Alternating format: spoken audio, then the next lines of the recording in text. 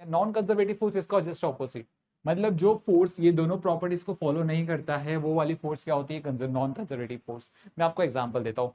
For example यहाँ पर हमने क्या किया है, suppose this is a table, ये कोई टेबल है, ये क्या है, कोई टेबल है, ठीक है, ये टेबल है।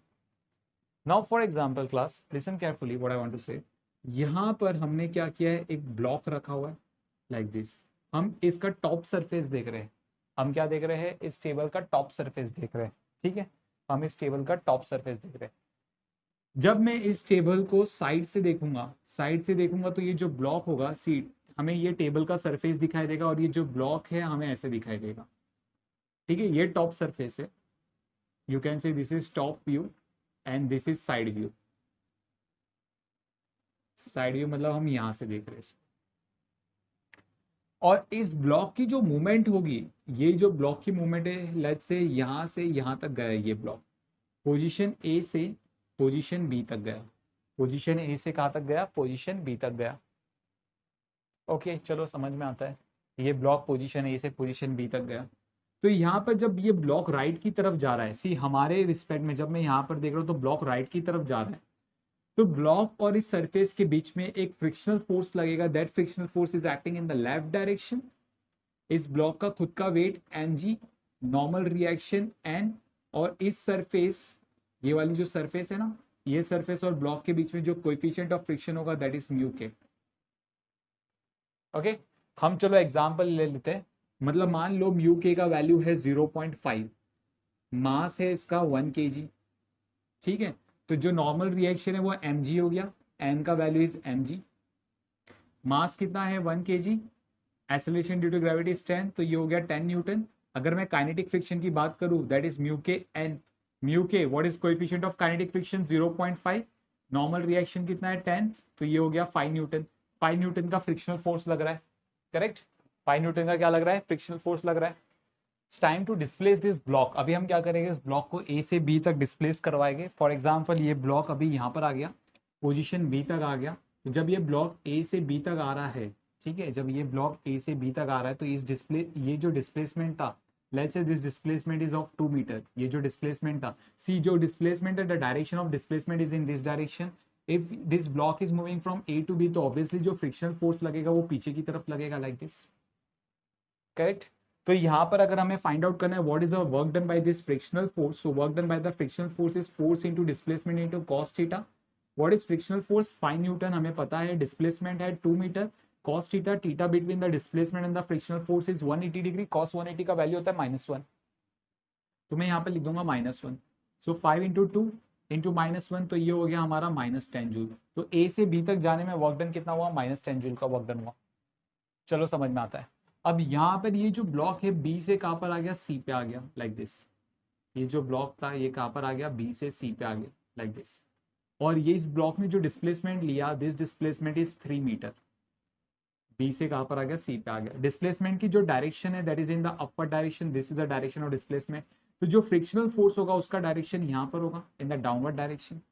तो जब आप देखोगे work done by the frictional force in this case, in the second case, दोनों फोर्स और डिस्प्लेसमेंट के बीच में एंगल फिर से 180 डिग्री का है, cos 180 होगा -1, तो इधर मैं माइनस साइन पुट कर दूं, force into displacement, so force का वैल्यू कितना है 5 न्यूटन, डिस्प्लेसमेंट का वैल्यू कितना है, where is the displacement, so displacement is the 3 metre, so -5 into 3 comes out to be -15 joule, simple. फिर ये जो ब्लॉक है ये कहां पर आ गया, सी से डी पे आ गया, here this block moves and comes from C to D, और ये पोजीशन डी है। ये फिर से इसने डिस्प्लेसमेंट कितना ले लिया, the displacement is of 2 metre, इसने डिस्प्लेसमेंट कितना ले लिया 2 मीटर। तो ये जो ब्लॉक है ये इस डायरेक्शन में मूव कर रहा है, सो this is the direction of displacement. जो फ्रिक्शनल फोर्स होगा वो पीछे की तरफ लगेगा लाइक दिस।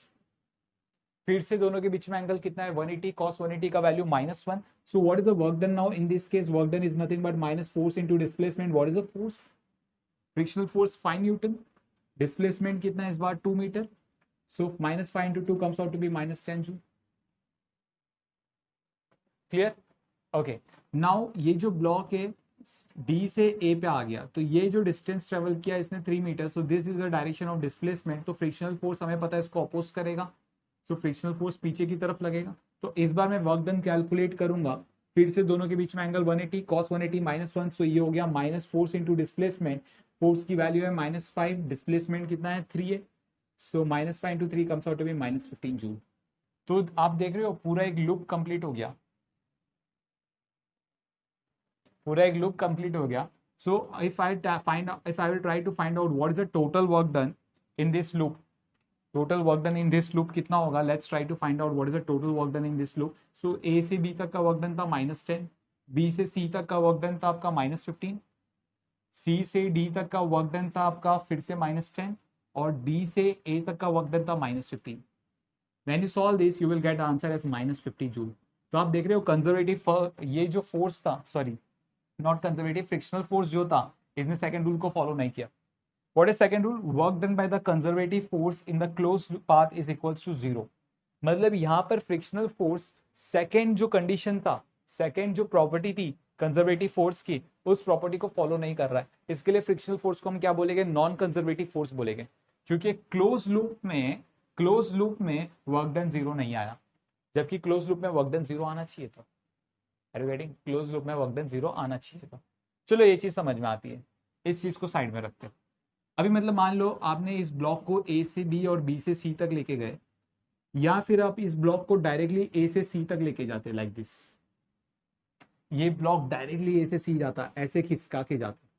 तो हमें पता है अगर ये 2 मीटर है, ये 3 मीटर है, तो भाई पाइथागोरस थ्योरम, ये वाला जो लेंथ है ये कितना हो जाएगा, √13 मीटर हो जाएगा। आप करके देख लेना, ये लेंथ आपको √13 मीटर देगी। क्लियर? ओके। नाउ अगर मैं यहाँ पर इस ब्लॉक को आप डायरेक्टली ऐसे लेके जाओगे तो फ्रिक्शनल फोर्स जो है वो इस डायरेक्शन में लगेगा, this is the direction of frictional force and this is the direction of displacement S bar. Frictional force और डिस्प्लेसमेंट के बीच में एंगल कितना बन रहा है, 180 डिग्री। cos 180 का वैल्यू -1 होता है हमें पता है, तो मैं फिर से वर्क डन कैलकुलेट करूंगा in displacing a body from A to C, work done in moving from A to C directly. So frictional force into displacement into cos 180. What is the value of cos 180? -1. So minus force into displacement. What is the frictional force? 5 Newton. Displacement is √13. So this is the work done. Work done in moving a body directly from A to C. What happens if we try to find out work done in moving a body from A to B and B to C? So therefore I will write down work done in moving from A to B and work done in moving from B to C. So what is the work done in moving from A to B? It is -10. And what is the work done in moving from B to C? It's -15. So -10 and -15 comes out to be -25 joule. तो मतलब अगर हम ऐसे जाएंगे तो work done हमने कितना किया, वर्क डन हमने मतलब फ्रिक्शनल फोर्स से कितना वर्क डन किया, -25 जूल का वर्क डन किया। अगर हम ऐसे गए डायरेक्ट ए से सी तो work done by the frictional force is -5√13 joule. इसका मतलब क्या हुआ, work done by the frictional force depends on the path. Frictional force ने जो भी वर्क डन किया वो किसके ऊपर डिपेंड करता है, वो पाथ के ऊपर डिपेंड करता है। तो यहाँ पर फ्रिक्शनल फोर्स ने फर्स्ट रूल को भी फॉलो नहीं किया। फर्स्ट रूल क्या था, work done by the conservative force is independent of path, but यहाँ पर ऐसा नहीं है, work done by the frictional force is depend on the path. अगर आपने पाथ चेंज कर दिया वर्क डन भी चेंज हो जाएगा, अगर आपने पाथ चेंज कर दिया तो वर्क डन भी चेंज हो जाएगा। क्लियर? इसका मतलब जो फ्रिक्शनल फोर्स है, पहला कंडीशन क्या होगा, जो फ्रिक्शनल फोर्स है वो क्या कर रहा है, वो पाथ पे डिपेंड कर रहा है, मतलब दैट इज पाथ डिपेंडेंट। ठीक है?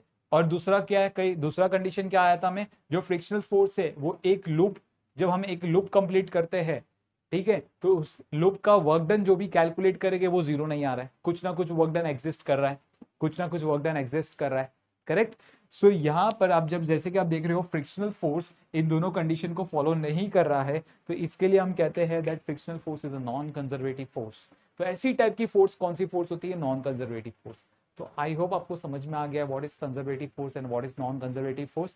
Please copy down. उसके बाद मैं आपको एक फॉर्मूला दूंगा कि कैसे आपको जो फोर्स, एग्जाम्पल के लिए फॉर एग्जाम्पल आपको क्वेश्चन में कोई फोर्स दिया गया है, आपको पहचानना है क्या वो फोर्स कंजर्वेटिव है नॉन कंजर्वेटिव है, तो मैं आपको क्या करूंगा, एक फॉर्मूला दूंगा, आप उस फॉर्मूले से बड़ी आसानी से पहचान लोगे कि वो फोर्स कंजर्वेटिव है या नहीं है। सो उसके पहले आप ये आप कॉपी कर लो, उसके बाद हम वो चेक करते हैं। ठीक है?